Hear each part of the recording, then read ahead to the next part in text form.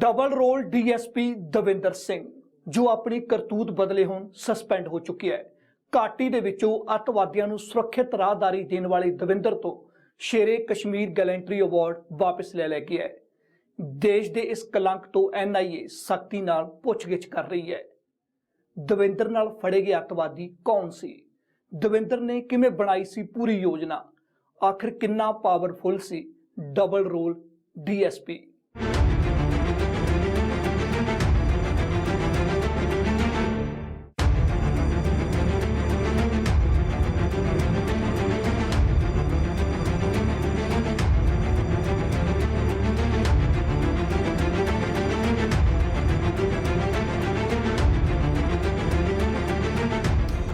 दविंदर सिंह जो देश ते एक वड्डा कलंक है, अजिहा कलंक जो एक काली पेट कदे ना धो सके। जिस अतवाद खिलाफ देश के जवान लड़ते शहीद हो रहे ने, उन्ना ही अतवादियों का दविंदर राहदार बनया होया सी।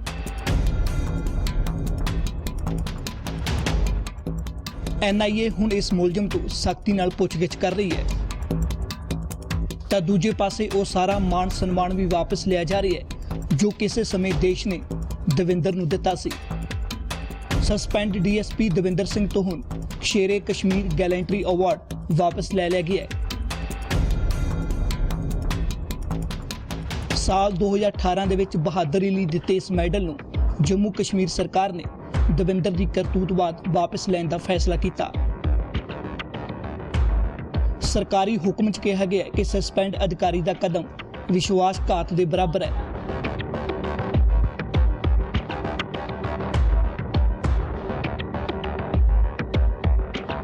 पहले तो मैं बता दूं कि उसका सस्पेंशन इस कार्रवाई जिसमें वो मुलव्वस था उसकी वजह से हो चुका है। After that his sacking is also being recommended and government would take a call on that. और इसके साथ साथ जो पहले मैंने कल बताया था कि उसको government of India, MHA, president of India की तरफ से किसी तरह का कोई गैलेंट्री या मेरिटोरियस मेडल नहीं मिला है। दविंदर सिंह नूं उदों गिरफ्तार कर लिया गया सी जदों वो अपनी कार राहीं दो अतवादियों नूं घाटी तो बाहर ले जा रहा सी, जिथों इन्हां अतवादियों ने दिल्ली च हमला करना सी।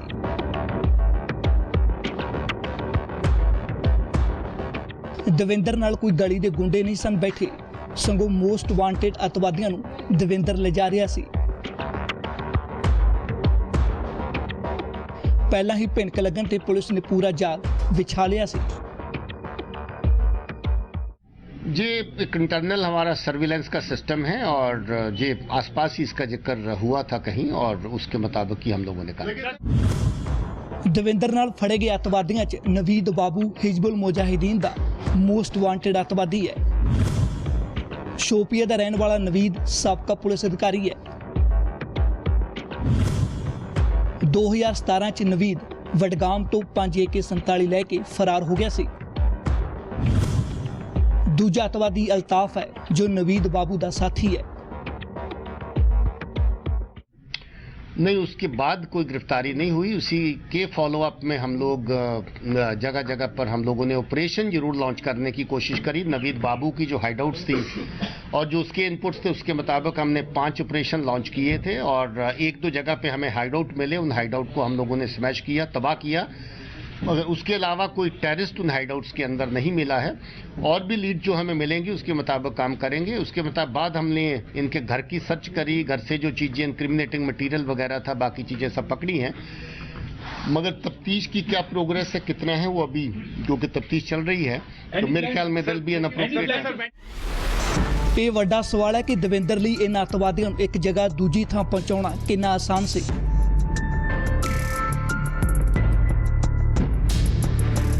इस तस्वीर नूं वेखो 9 जनवरी 2020 जो इस काली भेड़ के रसूख नूं बयान कर रही है। विदेशी डेलीगेट कश्मीर के हालात जानने लई श्रीनगर पहुंचया, जिन्हां दे स्वागत लई दविंदर भी मौजूद है। दविंदर ने अपनी इस घिनौनी करतूत नूं अंजाम देने लई कई दिनों तो तैयारी वेट रखी सी, जो इस दे रसूख का नतीजा है।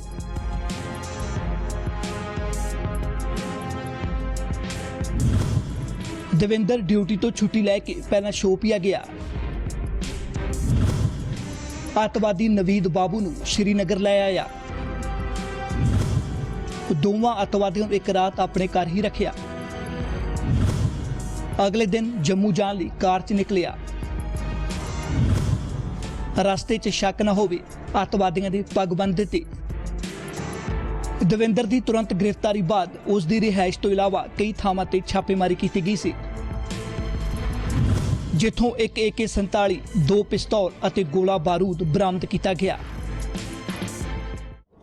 इस समय खड़े हैं देवेंद्र सिंह के उस मकान में जहां पे वो आजकल रहा करते थे, और ठीक ये वही मकान है जहां पर देवेंद्र नवीद और उसके साथी को लेकर आया था। यही वो मकान है जहां पे छापेमारी भी हुई थी, और यही वो मकान है जहां से हथियार और गोला बारूद भी बरामद किया गया था, और वो पैसे भी बरामद किए गए थे जो देवेंद्र के बारे में बताया जा रहा है कि उसने नवीद और उसके साथी से लिए थे। ये मकान देवेंद्र का अपना नहीं है, यहाँ पे वो किराए के तौर पे रहता था, और उसका मकान जो है इस जगह से तकरीबन 300 मीटर की दूरी पर बन रहा था।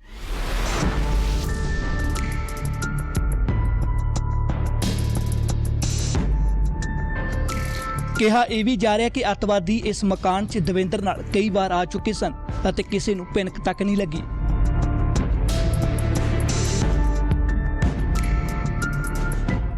DSP है तो यही पता है हमको बस, और इसके बारे में और कुछ पता ही नहीं है। मगर इधर ही रहता है किराया में, इस गली में रहता है किराया, क्योंकि मैं इधर ही हूँ।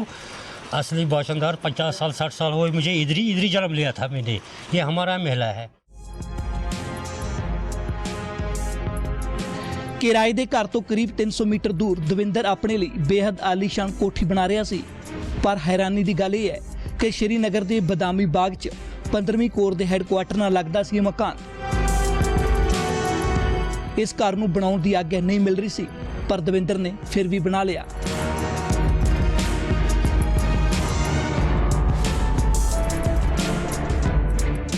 ठीक मेरे पीछे श्रीनगर स्थित 15वीं कोर हेडक्वार्टर की वो दीवार है जिससे सटा हुआ है DSP देवेंद्र सिंह का वो मकान जो वो नया बना रहा था। करोड़ों की लागत से बनने वाली ये कोठी इंदिरा नगर जैसे सुरक्षित इलाके में बनाई गई थी, और ठीक 15वीं कोर हेडक्वार्टर की दीवार के साथ जिस तरीके से ये कोठी बनाई गई है, आप देख सकते हैं कि आज के हालात में ये सुरक्षा में एक बड़ी चूक भी बन सकता था। तो लगातार इस मकान को बनाने के लिए सेना कंटोनमेंट बोर्ड की तरफ से परमिशन नहीं मिल रहा था, और 3 बार इस मकान को गिराया भी गया था, लेकिन पिछले 6 महीनों के भीतर ही ये मकान यहाँ पे खड़ा किया गया। इसके लिए परमिशन भी आई।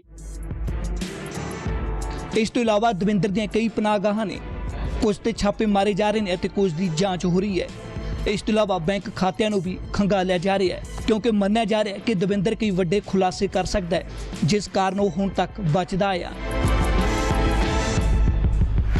देखिए, मैं कल भी राय दी थी कि बहुत ज़्यादा स्पेकुलेशंस की ज़रूरत नहीं है। जब तफ्तीश चल रही है तो जो चीज़ें तफ्तीश में आएंगी तो टाइम टू टाइम जब चीज़ें शेयर करने लायक हैं शेयर कर दी जाएंगी। ज़रूरत से ज़्यादा स्पेकुलेशंस करना भी ठीक नहीं है, क्योंकि एक आदमी एक इंडिविजुअल अपनी उसने पोजीशन में किसी पोजीशन का गलत इस्तेमाल किया है, जिसके लिए वो जरूर अपना जो इस वक्त क्रिमिनल एक्ट के लिए सजा पाएगा, भुगतेगा, केस चलेगा, और उसमें किस तरह की कोई रियायत नहीं होगी। बाकी को किस तरह का नेक्सस सामने है नहीं है, उस नेक्सस को इस तफ्तीश के दौरान देखा जाएगा, और उस नेक्सस में जो भी कोई सामने आएगा उसके खिलाफ कार्रवाई की। ਜਾਂਚ ਏਜੰਸੀਆਂ ਹੁਣ ਦਵਿੰਦਰ ਦਾ ਪਿਛਲੇ 10 ਸਾਲ ਦਾ ਇਨਕਮ ਟੈਕਸ ਰਿਟਰਨ ਰਿਕਾਰਡ ਵੀ ਖੰਗਾਲ ਰਹੀਆਂ ਨੇ। ਸ਼ੁਰੂਆਤੀ ਜਾਂਚ 'ਚ ਦੱਸਿਆ ਜਾ ਰਿਹਾ ਹੈ ਕਿ ਦਵਿੰਦਰ ਨੇ ਦੋਵਾਂ ਅੱਤਵਾਦੀਆਂ ਨੂੰ ਰਾਹਦਾਰੀ ਦੇਣ ਲਈ ਕਰੀਬ 12 ਲੱਖ ਰੁਪਏ ਲਏ ਸਨ। ਇਸ ਤੋਂ ਪਹਿਲਾਂ ਕਿੰਨੇ ਵਾਰ ਉਹ ਅਜਿਹੀ ਕਰਤੂਤ ਕਰ ਚੁੱਕਿਆ ਹੈ ਅਤੇ ਕਿੰਨਾ ਕੁ ਪੈਸਾ ਇਕੱਠਾ ਕਰ ਰੱਖਿਆ ਹੈ। ਦਵਿੰਦਰ ਨਾਲ ਹੋਰ ਕਿੰਨੇ ਲੋਕ ਨੇ ਜੋ ਮਿਲੇ ਹੋਏ ਨੇ? ਕਿ ਉਹ ਵੀ ਦਵਿੰਦਰ ਦੀ ਤਰ੍ਹਾਂ ਪੁਲਿਸ ਅਧਿਕਾਰੀ ਨੇ, ਜਾਂ ਫਿਰ ਉਹਨਾਂ ਦੇ ਚਿਹਰਿਆਂ ਤੇ ਕੋਈ ਹੋਰ ਨਕਾਬ ਚੜਿਆ ਹੋਇਆ ਹੈ, ਜਿਨ੍ਹਾਂ ਦਾ ਖੁਲਾਸਾ ਫਿਲਹਾਲ ਦਵਿੰਦਰ ਤੋਂ ਪੁੱਛਗਿੱਛ ਬਾਅਦ ਹੋਣ ਵਾਲਾ ਹੈ। ਫਿਲਹਾਲ ਹੁਣ ਸਮਾਂ ਇੱਕ ਬ੍ਰੇਕ ਦਾ, ਤੇ ਬ੍ਰੇਕ ਤੋਂ ਬਾਅਦ ਤੁਹਾਨੂੰ ਦੱਸਾਂਗੇ ਕੌਣ ਹੈ ਦਵਿੰਦਰ ਸਿੰਘ।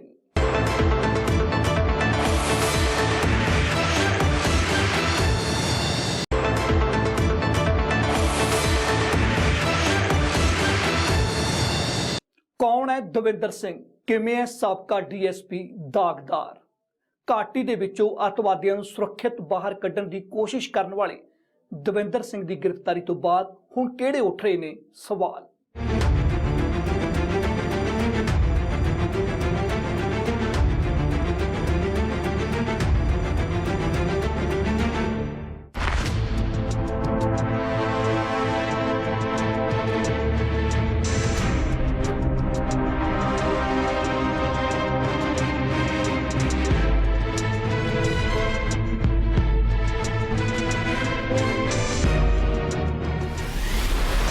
ਦਵਿੰਦਰ ਸਿੰਘ ਵਰਦੀ ਦੇ ਵਿੱਚ ਛੁਪਿਆ ਉਹ ਦਹਿਸ਼ਤਗਰਦ ਹੈ ਜਿਸ ਨੇ ਦੇਸ਼ ਨੂੰ ਵੱਡਾ ਧੋਖਾ ਦਿੱਤਾ ਹੈ।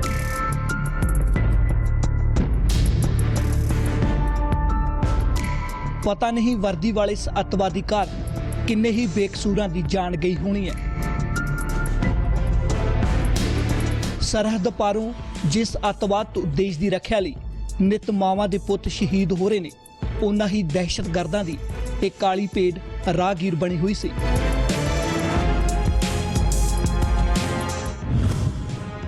ਦਵਿੰਦਰ ਪੁਲਵਾਮਾ ਜ਼ਿਲ੍ਹੇ ਦੇ ਤਰਾਲ ਦਾ ਰਹਿਣ ਵਾਲਾ ਹੈ। ਸ਼੍ਰੀਨਗਰ ਦੇ ਅਮਰ ਸਿੰਘ ਕਾਲਜ ਤੋਂ ਗ੍ਰੈਜੂਏਸ਼ਨ ਕੀਤੀ ਹੈ। 1990 ਚ ਜੰਮੂ ਕਸ਼ਮੀਰ ਪੁਲਿਸ ਚ ਭਰਤੀ ਹੋਇਆ।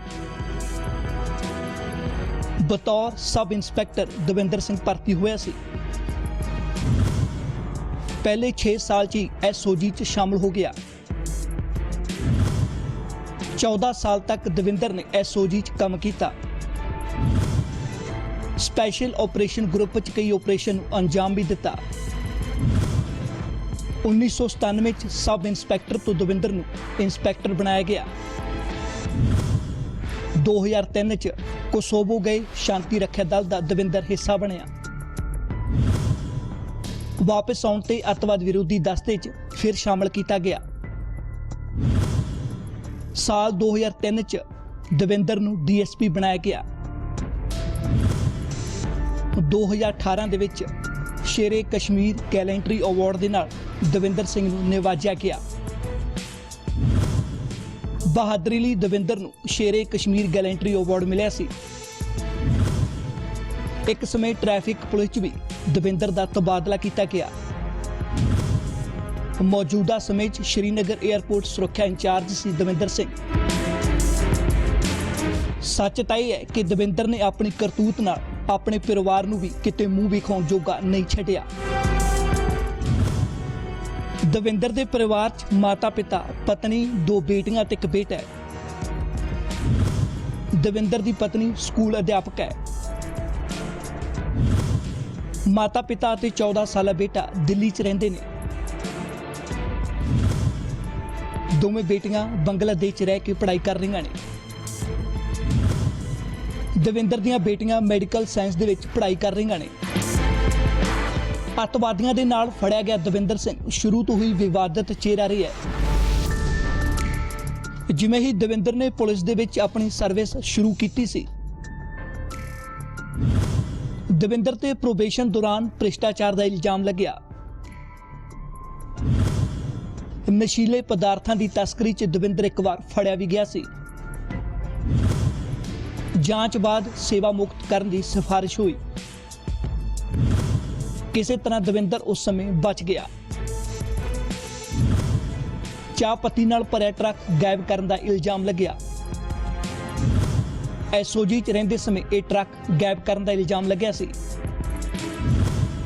ਬੇਕਸੂਰ ਲੋਕਾਂ ਨੂੰ ਤੰਗ ਕਰਨ ਅਤੇ ਉਹਨਾਂ ਤੋਂ ਰਿਸ਼ਵਤ ਲੈਣ ਵਰਗੇ ਵੀ ਦਵਿੰਦਰ ਤੇ ਕਈ ਗੰਭੀਰ ਇਲਜ਼ਾਮ ਲੱਗੇ।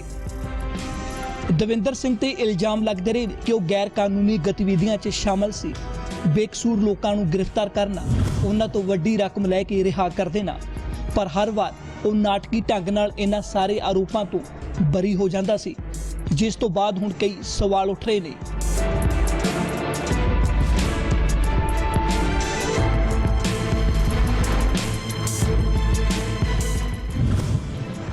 ਕੀ ਦਵਿੰਦਰ ਦਾ ਖਾਲਿਸਤਾਨੀਆਂ ਨਾਲ ਵੀ ਕੋਈ ਸੰਬੰਧ ਸੀ? ਰਿਕਾਰਡ ਦਾਗੀ ਹੋਣ ਤੇ ਵੱਡੇ ਅਧਿਕਾਰੀ ਕਿਉਂ ਚੁੱਪ ਰਹੇ? ਅਹਿਮ ਥਾਂ ਸ਼੍ਰੀਨਗਰ 에ਅਰਪੋਰਟ ਤੇ ਪੋਸਟਿੰਗ ਕਿਵੇਂ ਮਿਲੀ? ਆਖਿਰ ਦਵਿੰਦਰ ਸਿੰਘ ਨੂੰ प्रमोशन किमें मिलता रहा? मुझे ये लगता है कि जहां जब भी कोई एब्रेशंस डिपार्टमेंटल लेवल पे होती हैं उस पर इंक्वायरीज होती हैं और टाइम टू टाइम जो वक्त के ऑफिसर्स होते हैं डिपार्टमेंटल कार्रवाई जो बनती वो करते हैं। इसके सिलसिले में भी जब जब कभी कोई ऐसी बात हुई तो इंक्वायरीज हुई और कुछ बार कुछ एक जगह पर इसको अपनी जगहों से निकाला भी गया, मगर उसके बाद भी क्योंकि इस तरह का कोई सिलसिला नहीं था कि नौकरी में तो था, और नौकरी में चलते जब आपको बाकी पैरामीटर्स आप पूरे कर रहे हैं तो आपकी प्रमोशंस भी टाइम टू टाइम साथ साथ चलती रहती हैं। अभी क्योंकि ये मेजर एक्ट जो इस वक्त सामने आया है, इसके चलते एकदम किस तरह का कोई मैं समझता हूँ कि ये क्रिमिनल एक्ट है, जिसके बीच में उसी तरीके का वतीरा, इसी तरीके का कंडक्ट इसको साथ करने की जरूरत थी जैसे एक टेररिस्ट के साथ करते हैं, वो किया गया है। और पास्ट में जो चीज़ें सामने आई हैं उनके ऊपर भी देखा जाएगा, नज़र मारी जाएगी। ਜੇਕਰ ਦਵਿੰਦਰ ਸਿੰਘ ਨਾ ਫੜਿਆ ਜਾਂਦਾ ਤਾਂ ਇਸ ਮਹੀਨੇ ਦੇ ਅਖੀਰ 'ਚ ਕਿਹਾ ਜਾ ਰਿਹਾ ਹੈ ਕਿ ਉਸ ਨੂੰ ਐਸਪੀ ਦੇ ਤੌਰ ਤੇ ਪ੍ਰਮੋਸ਼ਨ ਮਿਲਣਾ ਸੀ। ਫਿਲਹਾਲ ਦਵਿੰਦਰ ਸਿੰਘ ਤੋਂ ਪੁੱਛਗਿੱਛ ਜਾਰੀ ਹੈ। ਰਾਸ਼ਟਰੀ ਜਾਂਚ ਏਜੰਸੀ ਯਾਨੀ ਕਿ NIA ਨੂੰ ਮਾਮਲੇ ਦੀ ਜਾਂਚ ਦਾ ਜ਼ਿੰਮਾ ਸੌਂਪਿਆ ਗਿਆ ਹੈ।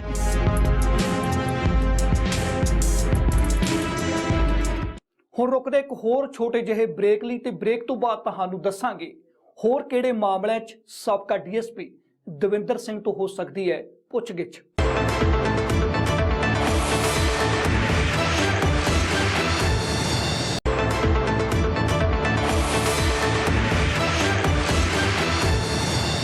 ਜੰਮੂ ਕਸ਼ਮੀਰ ਦੇ ਸਾਬਕਾ DSP ਦਵਿੰਦਰ ਸਿੰਘ ਦਾ ਦੇਸ਼ ਦੀ ਸੰਸਦ ਤੇ ਹਮਲੇ ਦੇ ਦੋਸ਼ੀ ਅਫਜ਼ਲ ਗੁਰੂ ਦੇ ਨਾਲ ਕੀ ਕੋਈ ਸਬੰਧ ਹੈ? ਪੁਲਵਾਮਾ ਹਮਲੇ 'ਚ ਦਵਿੰਦਰ ਦਾ ਕੀ ਕੋਈ ਰੋਲ ਹੈ? ਦਵਿੰਦਰ ਦੇ ਕਿਹੜੇ ਨਵੇਂ ਨਾਮ ਤੇ ਦੇਸ਼ ਦੀ ਸਿਆਸਤ ਗਰਮਾਈ ਹੋਈ ਹੈ? ਹੋਰ ਕਿਹੜੇ ਮਾਮਲਿਆਂ 'ਚ ਦਵਿੰਦਰ ਤੇ ਲਟਕੀ ਹੋਈ ਹੈ ਤਲਵਾਰ? ਇਹਨਾਂ तमाम ਸਵਾਲਾਂ ਦੇ ਜਵਾਬ ਦੇ ਰਹੀ ਹੈ ਇਹ ਰਿਪੋਰਟ।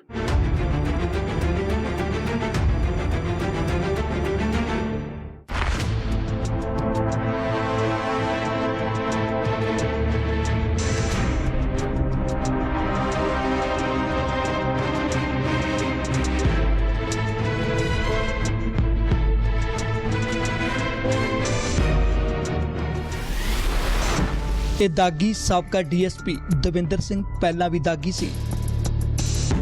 ਬਚਦਾ ਆਇਆ ਉਹ ਕਿਵੇਂ, ਜਿਸ ਦੀ ਜਾਂਚ ਹੋਣੀ ਬਾਕੀ ਹੈ। ਸਵਾਲ ਉੱਠ ਰਹੇ ਨੇ ਕਿ ਦਵਿੰਦਰ ਦੇ ਤਾਰ ਸੰਸਦ ਹਮਲੇ ਨਾਲ ਵੀ ਜੁੜੇ ਹੋਏ ਨੇ। 1990 ਦੇ ਦਹਾਕੇ 'ਚ ਦਵਿੰਦਰ ਦੀ ਨਜ਼ਰ ਜੇਲ੍ਹ 'ਚ ਬੰਦ ਅਫਜ਼ਲ ਗੁਰੂ ਤੇ ਪਈ ਸੀ। ਹਾਲਾਂਕਿ ਅਫਜ਼ਲ ਗੁਰੂ ਨੂੰ ਸੰਸਦ ਉੱਤੇ ਹੋਏ ਹਮਲੇ ਦੇ ਇਲਜ਼ਾਮ 'ਚ 9 ਫਰਵਰੀ 2013 ਨੂੰ ਫਾਂਸੀ ਦੇ ਦਿੱਤੀ ਗਈ ਸੀ। ਅਫਜ਼ਲ ਗੁਰੂ ਦੀ ਇੱਕ ਚਿੱਠੀ ਦੀ ਵੀ ਗੱਲ ਹੋ ਰਹੀ ਹੈ, ਜਿਸ 'ਚ ਕਿਹਾ ਗਿਆ ਹੈ ਕਿ ਜੇਕਰ ਉਹ ਰਿਹਾ ਵੀ ਹੋ ਗਿਆ ਤਾਂ ਦਵਿੰਦਰ ਉਸ ਨੂੰ ਪਰੇਸ਼ਾਨ ਕਰੇਗਾ। ਚਿੱਠੀ 'ਚ ਦਾਅਵਾ ਕੀਤਾ ਗਿਆ ਹੈ ਕਿ ਬਤੌਰ ਸਬ ਇੰਸਪੈਕਟਰ ਦਵਿੰਦਰ ਨੇ ਅਫਜ਼ਲ ਗੁਰੂ ਨੂੰ ਢਾਲ ਵਜੋਂ ਇਸਤੇਮਾਲ ਕੀਤਾ।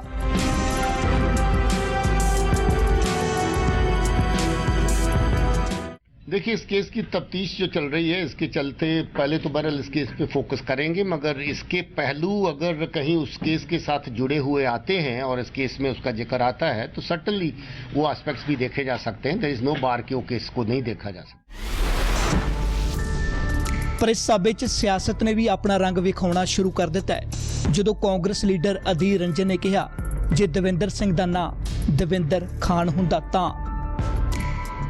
While the same silence and reticence would have been prevailed if the name got turned into Devinder Khan.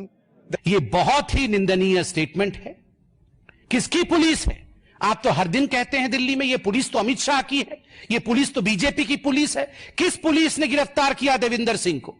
उसके बाद इस प्रकार का सवाल हिंदुस्तान के प्रधानमंत्री पे उठाना, इस प्रकार का सवाल हिंदुस्तान के गृह मंत्री पर उठाना, किसके बिहेस्ट पे आप ये कर रहे हैं? मैं आज खुलेआम कहना चाहता हूं, कुछ तो गड़बड़ है, कुछ तो कनेक्शन पाकिस्तान के साथ है। वो RDX देश में इतनी सिक्योरिटी के बावजूद कैसे आ गया, कई बार पूछा।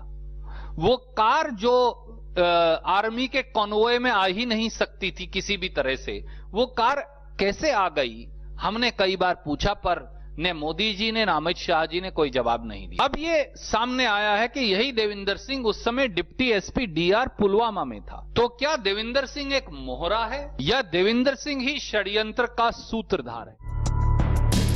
हालांकि दविंदर ਦੇ 27 ਲੋਕਾਂ ਦੀਆਂ ਨਜ਼ਰਾਂ 'ਚੋਂ ਪਹਿਲਾਂ ਹੀ ਸੀ, ਪਰ ਕਾਰਵਾਈ ਨਹੀਂ ਹੋਈ। ਹਰ ਵਾਰ ਅੱਤਵਾਦੀਆਂ ਦੇ ਖਿਲਾਫ ਕਾਰਵਾਈ ਲਈ ਰਿਕਾਰਡ ਦੇ ਆਧਾਰ ਤੇ ਜਾਨ ਸੌਖੀ ਸੁੱਟ ਜਾਂਦੀ।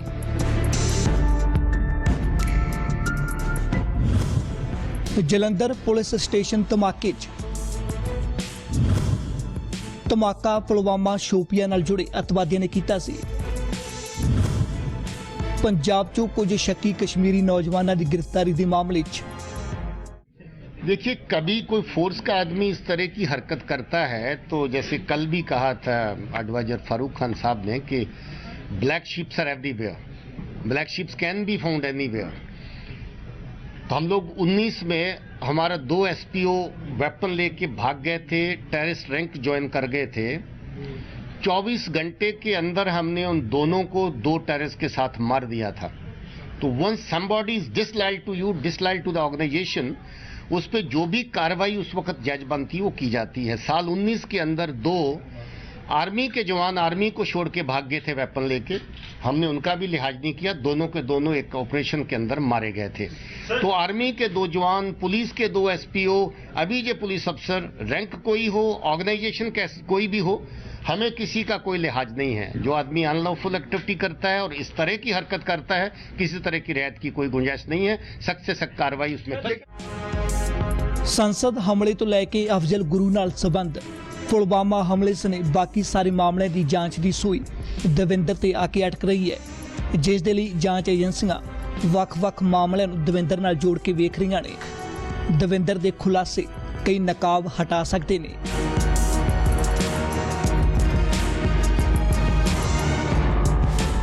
फिलहाल ਦੇ ਲਈ लीड स्टोरी ਦੇ ਵਿੱਚ इन्ना ही। देश दुनिया ਦੀਆਂ तमाम खबरां ਵੇਖਣ ਲਈ ਤੁਸੀਂ ਵੇਖਦੇ ਰਹੋ ABP ਸਾਂਝਾ।